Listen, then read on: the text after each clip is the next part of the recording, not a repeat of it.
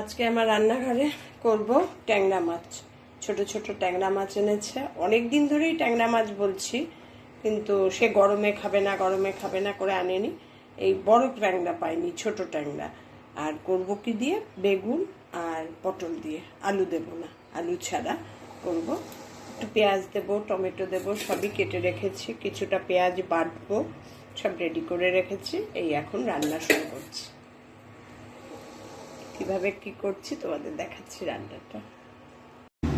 রান্নাটা আরম্ভ করছি। ট্যাংরা মাছটা নুন আর হলুদ মাখিয়ে রেখেছি, পিছলা পিছলা তো একটু আগে মাখিয়ে রেখেছি।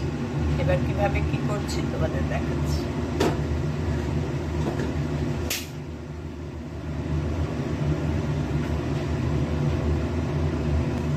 ট্যাংরা মাছ করার জন্য আগে বেগুন আর পটলটা ভেজে নেব, তারপরে মাছ ভাজবো। তাহলে কি, কড়াইয়ের তেলটা গরমও হয়ে যাবে আর মোটামুটি বেশি টাইম লাগবে না। আর ট্যাংরা মাছ ভাজতে তো ভীষণ ফাটে না। নুন আর হলুদ দিয়ে আগে বেগুন আর পটলটা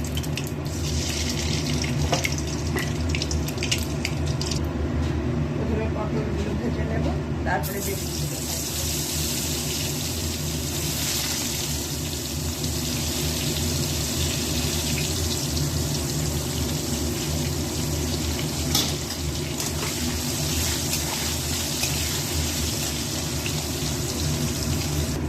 পটলগুলো লাল লাল করে ভেজে নিয়েছি, এবার দিয়ে দেবো বেগুন।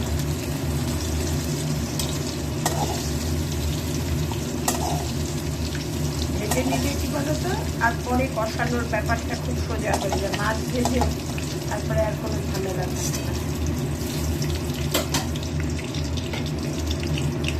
দিয়ে দেবো বেগুন, বেগুনটাও লাল লাল করে ভেজে নেবো।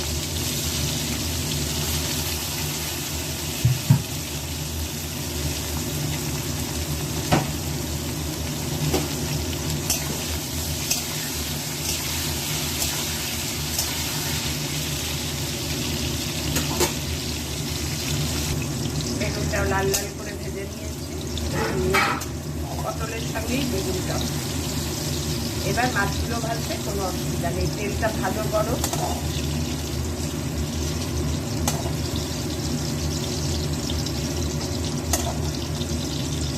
কারণ ট্যাংরা মাছ ভীষণ থাকে তো ভয় লাগে।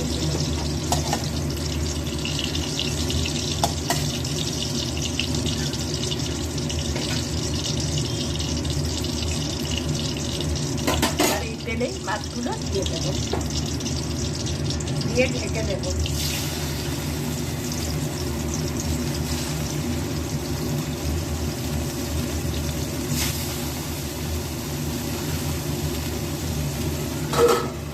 ভীষণ ফাটে, এজন্য ঢেকে দিলাম। মাছগুলো সব ভেজে নেব।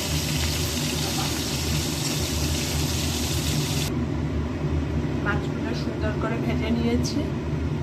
এবার সেই কড়াইয়ে অল্প একটু তেল দিলাম, দিয়ে এবার ফোড়ন দেবো।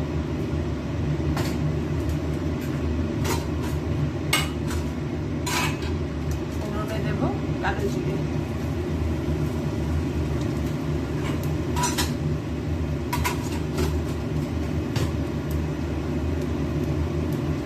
দিয়ে দেবো একটা কাঁচা লঙ্কা, পেঁয়াজ দিয়ে দেবো। পেঁয়াজ দিয়ে করবো, তাই পেঁয়াজ একটা বেশি।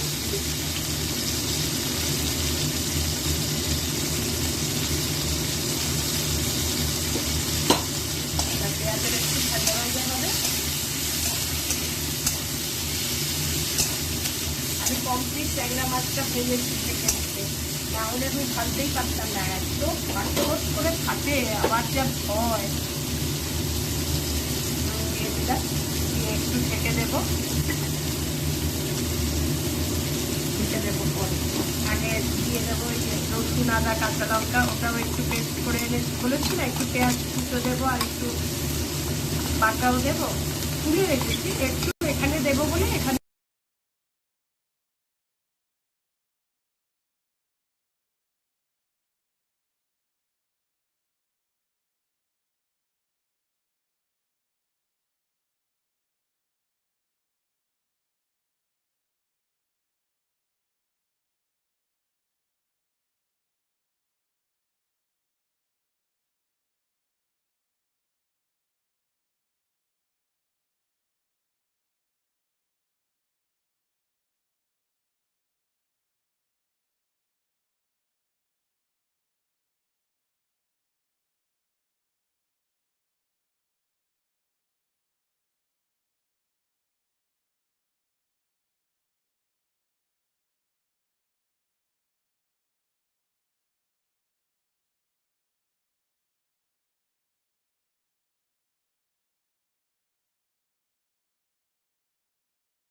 মশলাটা দেখ কি সুন্দর ঢেকে দিয়েছিলাম, কষানো হয়ে গেছে। এবার সব সবজিগুলো যে ভেজে রেখেছি ওগুলোও দিয়ে দেবো। আর কোনো কিছু মশলা দেওয়ার নেই, সব দেওয়া হয়ে গেছে।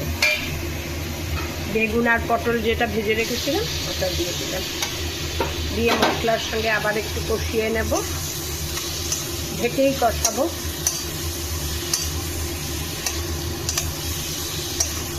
সুন্দর দেখতে হচ্ছে না? খেতেও দারুণ হয়। আলু দিলে আরও ভালো হতো, আলু যেহেতু আমরা খাবো না তাই দিলাম না।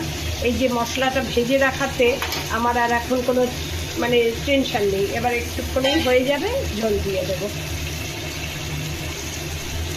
এবার আবার একটু ঢেকে দেব,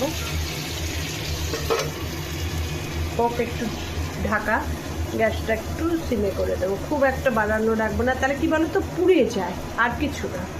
মশলার সঙ্গে সমস্ত সবজিগুলো ভালো হয়ে গেছে কষানো। এবার যে বাটিটায় মশলা ভেজে মানে সবজিগুলো ভেজে রেখেছিলাম এই জলটা দিয়ে দিলাম, ব্যাস এই হয়ে গেল ঝোল।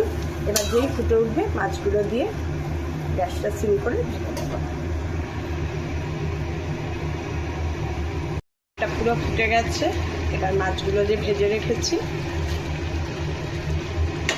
দিয়ে এবার ঢেকে গ্যাস সিম করে রাখবো।